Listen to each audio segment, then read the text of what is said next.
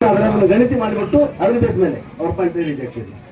ಯಾಕಂದ್ರೆ ಈಗ ಮೊನ್ನೆ ಆಕ್ಚುಲಿ ಅಮೃತಗೌಡರು ಗ್ರಾಂಟ್ ಮಾಡಿಸ್ಕೊಂಡಿದ್ದಾರೆ ಸಿಂಧೂರಾಗ. ಸೊ ಮಾಜಿ ಶಾಸಕರು ಹೇಳಿದ್ರೆ ಕರೆಕ್ಟ್ ಇದೆ.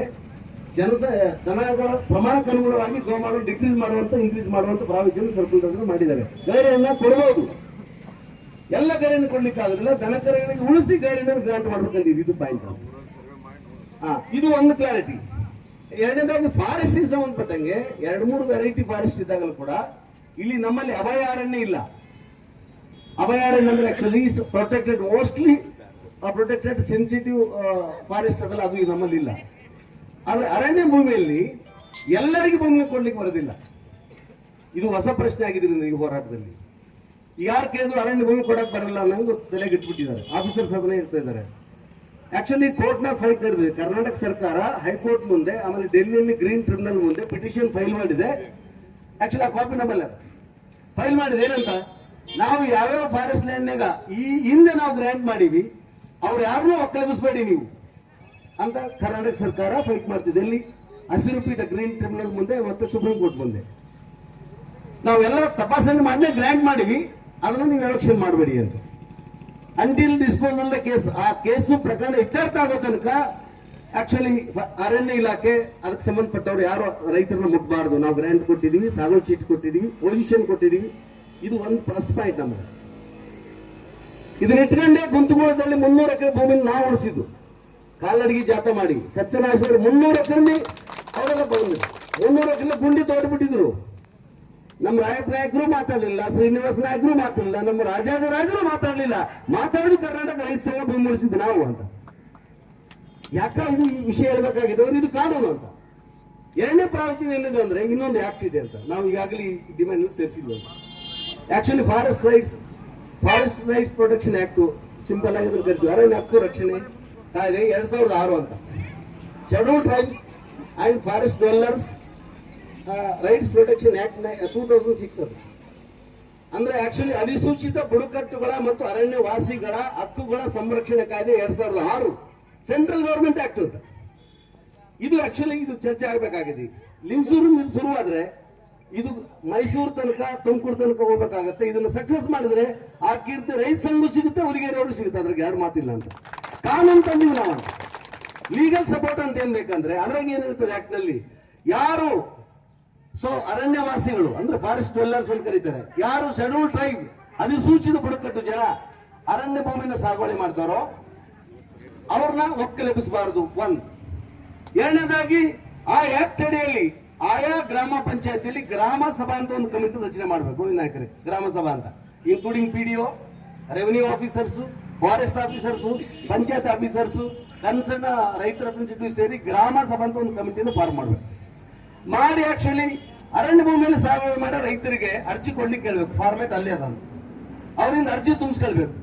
ಅರ್ಜಿ ತುಂಬಿಸ್ಕೊಂಡು ವೆರಿಫಿಕೇಶನ್ ಮಾಡಿ ಒಂದೇ ಒಂದು ಮಾನದಂಡ ಏನಂದ್ರೆ, ಆ ಅರಣ್ಯದೊಳಗಡೆ ಅಥವಾ ಅರಣ್ಯಕ್ಕೆ ಹೊಂದಿಕೊಂಡು ಅರಣ್ಯಕ್ಕೆ ಸಂಬಂಧಿಸಿದ ಪ್ರದೇಶದಲ್ಲಿ ಕಳೆದ 75 ವರ್ಷಗಳಿಂದ ಅವನು ವಾಸವಾಗಿದನೋ ಇಲ್ಲೋ, ದಟ್ ಇಸ್ ಅ ಮಾನದಂಡ, ದಟ್ ಇಸ್ ಅ ಕ್ರೈಟೇರಿಯಾ. ಅರಣ್ಯದೊಳಗ ಇಲ್ಲ ಅರಣ್ಯದೊಳಗ ಅರಣ್ಯಕ್ಕೆ ಸಂಬಂಧಪಟ್ಟಂಗೆ ಜೀವನ ಮಾಡುವಂತ ಆದಿವಾಸಿಗಳು, ಅಡವಿ ಜನ, ನಮ್ಮ SC-ಗಳಿಗೆ ಏನಂತ ಕರೀತಾರೆ ಆಕ್ಚುಲಿ, ಅಲ್ಲ ಬಡವರು ಹೌದಿಲ್ಲ, ನೀವು ಗುರುಗುಂಟ ಹೋಗೋಣಂತ ಪೂರ್ತಿ ಅಡವಿ ಅಂತ. ಈವನ್ ಗುರುಗುಂಟ ಕೂಡ actually it is a tribal village.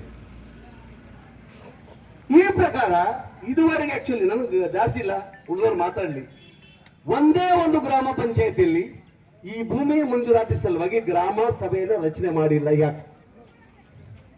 ಎಲ್ಲರ ಕಾಲಕ್ಕೆ ಬಿಜೆಪಿ ಸರ್ಕಾರ ಇದು ಆಗಿಲ್ಲ, ಕಾಂಗ್ರೆಸ್ ಸರ್ಕಾರ ಬಂದ ಕೂಡ ಇದನ್ನು ಮಾಡಿಲ್ಲ. ಯಾಕೆ ಅಂತ ಒಂದು ಕಡೆಗೆ ಟ್ರಿಬ್ಯುನಲ್ ಮುಂದೆ, ಹೈಕೋರ್ಟ್ ಮುಂದೆ ರಿಟ್ ಫೈಲ್ ಮಾಡಿರಿ, ಅದನ್ನ ನಾವು ತೋರಿಸ್ತಿದ್ವಿ, ಫೈಟ್ ಮಾಡ್ತಿದ್ವಿ. ಆದ್ರೆ ದೌರ್ಜನ್ಯ ನಿಂತಿಲ್ಲ, ಫಾರೆಸ್ಟ್ ನವರು ದೌರ್ಜನ್ಯ ನಿಂತಿಲ್ಲ, ಅಧಿಕಾರಿಗಳು ಮಾಡ್ತಿಲ್ಲ. ಅವ್ರು ನೌಕರಿ ಮಾಡಕ್ ಬಂದಿದ್ರಿಂದ ಮಾಡಬೇಕಾಗತ್ತೆ ಅಂತ. ಆಕ್ಚುಲಿ ಯಾವ ಗ್ರಾಮ ಸಭೆಯಲ್ಲಿ ಕೂಡ ಒಂದು ಗ್ರಾಮ ಕಮಿಟಿಯನ್ನು ಮಾಡಿಲ್ಲ. ಈಗ ನಮ್ಮ ಬೇಡಿಕೆ ಏನಂದ್ರೆ, ಆ ಆಕ್ಟ್ ಕೈ ತಗೊಳ್ಳಿ, ಫಾರೆಸ್ಟ್ನವರು ರೆವಿನ್ಯೂದವರು ಮೀಟಿಂಗ್ ಮಾಡಿ ಕೂಡಲೇ 1 ವಾರದಲ್ಲಿ ಗ್ರಾಮ ಸಭಾ ಆಗ್ಬೇಕು. ಪೈದೊಡ್ಡಿಯಲ್ಲಿ ಒಂದು ಗ್ರಾಮ ಸಭಾ, ಗುರುಗುಂಟದಲ್ಲಿ ಒಂದು ಗ್ರಾಮ ಸಭಾ, ಗುಂತುಗೋಳದಲ್ಲಿ ಒಂದು ಗ್ರಾಮ ಸಭಾ, ಆಮೇಲೆ ಇದ್ಯಾವುದು ಅನ್ವರಿಯಲ್ಲಿ ಒಂದು ಗ್ರಾಮ ಸಭಾ, ಗೌಡರಲ್ಲಿ ಒಂದು ಗ್ರಾಮ ಸಭಾ, ಇನ್ನು ಆ ಕಡೆ ಜಾಲಿ ಕಡೆಗೆ ಅಧ್ಯಕ್ಷರು ಯಾವ್ದು ಬರ್ತೀವಿ ಪಂಚಾಯತಿ ರೌಡರ್ ಬಡ್ಲಿ ಒಂದು ಗ್ರಾಮ ಸಭಾ, ಒಂದು 6-7 ಗ್ರಾಮ ಪಂಚಾಯತ್ ಗ್ರಾಮ ಸಭೆಯನ್ನು 1 ವಾರದಲ್ಲಿ ರಚನೆ ಆಗಬೇಕು ಕಾಯ್ದೆ. ರಚನೆ ಅಂದ್ರೆ ಎಣ್ಣೆ ಕೆಲಸ ಏನಂದ್ರೆ ಆ ಆಕ್ಟ್ನಾಗ ಫಾರ್ಮೇಟ್ ಅದ ಅರ್ಜಿ ಫಾರ್ಮ್, ಅದನ್ನ ಪಂಚಾಯತಲ್ಲಿ ಇಡಬೇಕು. ಆಸಕ್ತರು ಯಾರು ಸಾಗುವಳಿ ಮಾಡ್ರೆ ಅವ್ರು ತುಂಬಲೇ, ಅವ್ರು ತುಂಬಿ ಹಾಕ್ತಾರೆ. ಈಗಾಗಲೇ ತುಂಬ ಹಾಕಿದ್ದಾರೆ, ಅವ್ರು ಸುಟ್ಟು ಹಾಕಿದ್ದಾರೆ ಅಥವಾ ಬಚ್ಚಿಟ್ಟಿದ್ದಾರೆ. ರೈತರು ತುಂಬ ಹಾಕಿದ್ರೆ ಸುಟ್ಟು ಹಾಕಿದ್ದಾರೆ ಅಂತ, ಅದು ಮೋಸ ಆಗಿದೆ ನಮ್ಗೆ ಅಂತ. ಈಗ ನಾವು ಕೇಳಿದ್ರೆ ಈಗ ಅರ್ಜಿನ ನೀವು ಕರೀರಿ, ತುಂಬಿ ಕೊಡ್ತೀವಿ, ದೆನ್ ವೆರಿಫಿಕೇಶನ್ ಮಾಡಿ, ಅಕಾರ್ಡಿಂಗ್ ಟು ಪ್ರೊಸೀಜರ್ ವೆರಿಫಿಕೇಶನ್ ಮಾಡಿ ಕಳಿಸ್ಕೊಡ್ಬೇಕಾಗ್ತಿಲ್ಲ ಅಸಿಸ್ಟೆಂಟ್ ಕಮಿಷನರ್ಗೆ, ಸಬ್ ಡಿವಿಷನ್ ಕಮಿಟಿಗೆ. ಅವ್ರು ಸ್ಕ್ರೂಟಿನಿ ಮಾಡಲಿ, ಎಲಿಜಿಬಲ್ ಇದ್ದವನಿಗೆ ಗ್ರಾಂಟ್ ಮಾಡಲಿ. ಯಾರಾದ್ರೂ ಮಂಗಳೂರು, ಬೆಂಗಳೂರು, ಕೊಂಕಣಿಂದ ಬಂದು ಅರ್ಜಿ ಹಾಕಿದ್ರೆ ನಾವು ತೆಗೆದಾಕ್ಲಿ.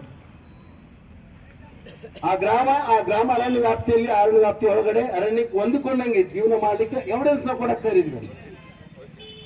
ಬಟ್ ಗ್ರಾಮ ಸಭೆಗೆ ಅಪ್ಲಿಕೇಶನ್ ಕರೆದಿರ್ತ ನಾವು ಕೊಡಕ್ಕಾಗದು ಅಂತ.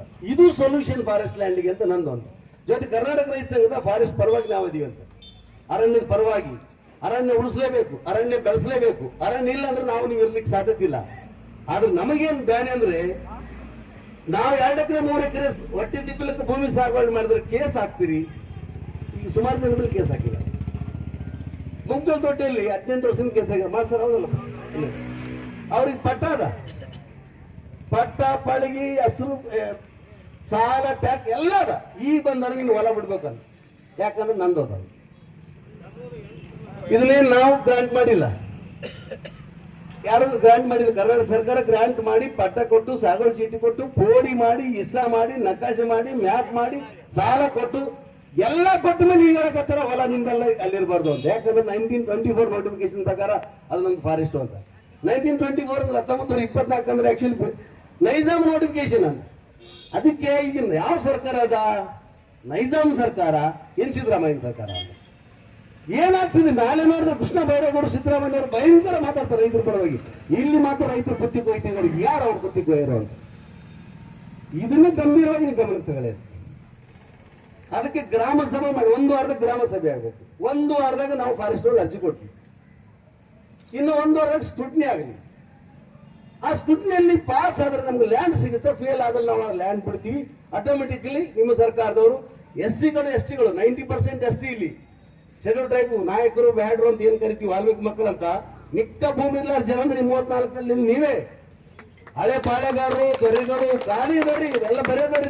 ಭೂಮಿ ಇಲ್ಲ, ಸೀಮೆಲ್ ಏನಿಲ್ಲ ಅಂತ ಎಲ್ಲ ಸ್ಕೀಮ್ ಬರ್ತದೆ. ಟ್ಯಾಕ್ಟರ್ ಬಂತು, ಕುರಿ ಬಂತು, ಯಾವ ಸಿಗ್ತದ, ಹೊಲ ಬಂದಿದ್ರೆ ಅದು ಸೀಲಿಕ್ಕೆ ಸಾಧ್ಯತೆ ಇದೆ ಅಂತ. ಅದಕ್ಕಿದು ಅರಣ್ಯ ನೀವು ಸೆಟ್ಲ್ ಮಾಡಬೇಕು. ಈಗ ರಿಜೆಕ್ಟ್ ಆಗಿದ್ದ ಅರ್ಜಿದ ಏನಂದ್ರೆ, ಮಾನ್ಯ ಹುಲಿಗೆರೆಯವರಿಗೆ ನಾನು ವಿನಂತಿ ಏನಂದ್ರೆ, ಸಂಬಂಧಪಟ್ಟ ಅಧಿಕಾರಿಗಳ ಜೊತೆಗೆ ಮಾತಾಡಿ ನಮ್ಗೆ ಬೇಸರ ಆಗಿದೆ. ಅವ್ರ ಮುಖ ನೋಡಕ್ ಕೆಲವೊಂದ್ಸಲ AC ಬರಕತ್ತದ. ಯಾಕಂದ್ರೆ ನಮಗೂ ಮರ್ಯಾದೆ ಅದ, ಘನತೆ ಗೌರವ ಅದ ಅಂತ. ಅವ್ರು ಮಾಡ್ತೀ ಇಲ್ಲ. ನೀವ್ ಏನ್ ಕ್ರಮ ತಗೊಳ್ತೀರ, ಏನ್ ಹೇಳ್ತಾರೆ ಗೊತ್ತಿಲ್ಲ, ನಿಮ್ಮ ಹೊಟ್ಟೆಗೆ ಏನ್ ಇಟ್ಕೊಂಡ್ರೆ ಗೊತ್ತಿಲ್ಲ. ಕೂಡಲೇ ಈ 895 ರಿಜೆಕ್ಟ್ ಆದ ಫಾರ್ಮ್ಗಳನ್ನ ರೀಕನ್ಸಿಡರ್ ಮಾಡಬೇಕು. ರಿವೆರಿಫಿಕೇಶನ್ಗೆ, ಪುನರ್ ಪರಿಶೀಲನೆಗೆ ಪ್ರಾವಿಷನ್ ಅದ, ಕಾನೂನಲ್ಲಿ ಅವಕಾಶ ಅದ. ನಾನು ಡಿಸಿಯವರಿಗೆ ಮಾತಾಡಿದ್ದೆ ಅಂತ. ಅವ್ರು ಕುರಿತು 24 ಗಂಟೆ ಕುರಿಕೆ ಮಾಡ್ತಾರೆ ಅಂತ ಡಿಸಿಯವರು.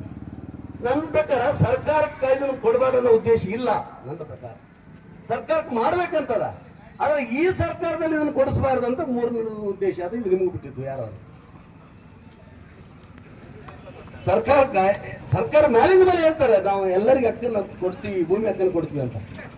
ಬಟ್ ಮ್ಯಾಲೇನ ನಿರ್ದೇಶನ ಬರ್ತದ, ಕೆಳಗಡೆ ಅದು ಜಾರಿ ಆಗೋದಿಲ್ಲ. ಯಾಕೆ? ಅದಕ್ಕೆ 895 ಅರ್ಜಿ ಗಾರೇಣಿದು ಮತ್ತೆ ಯಾವ್ದಪ್ಪ ಫಾರಂ ಐತಲ್ವಾ, ಅದು ಅರ್ಜಿಗಳನ್ನ ಪುನರ್ ಪರಿಶೀಲನೆ ಮಾಡಬೇಕು. ಅದಕ್ಕೋಸ್ಕರ ಕಮಿಟಿ ಬೇಕಾಗಿಲ್ಲ. ಈಗ ನಾನು ಮೊದಲು ಹೇಳಿದೆ, ಆಕ್ಚುಲಿ ಅಧ್ಯಕ್ಷರು ಬರದೇ ಹೋದ್ರೆ ತಹಶೀಲ್ದಾರ್ಗೆ ಆರ್ಬಿಟ್ರರಿ ಪವರ್ಸ್ ಅದ. ಕಮಿಟಿನ ಕರೆದು ಬಿಟ್ಟು ತಾವೇ ಅಧ್ಯಕ್ಷತೆ ವಹಿಸಿ ಕಮಿಟಿ ನಡೆಸಲಿಕ್ಕೆ ತಹಶೀಲ್ದಾರ್ಗೆ ಅಧಿಕಾರ ಅದ. ಶ್ರೀ ಸನ್ಮಾನ್ಯ ಮಾನವ ಫಜ್ಲ್ ಅವರು ಯಾವುದೋ ಕಾರಣಕ್ಕಾಗಿ ಅವ್ರು ಬರೋದು ಲೆಕ್ಕ ನಡೆಸಿಲ್ಲ. ಅವರಿಗೆ they are not interested total. ಇದ್ರ ಬಗ್ಗೆ ಅವ್ರಿಗೆ ಹಿತಾಸಕ್ತಿ ಇಲ್ಲ. IS ಹತ್ರ ರಮಸ್ ನಿಲ್ತದನು, ಹಳ್ಳಿಗೆ ಏನಂತಾರೆ IS ಹತ್ರ ರಮಸ್ ನಿಲ್ತದನು.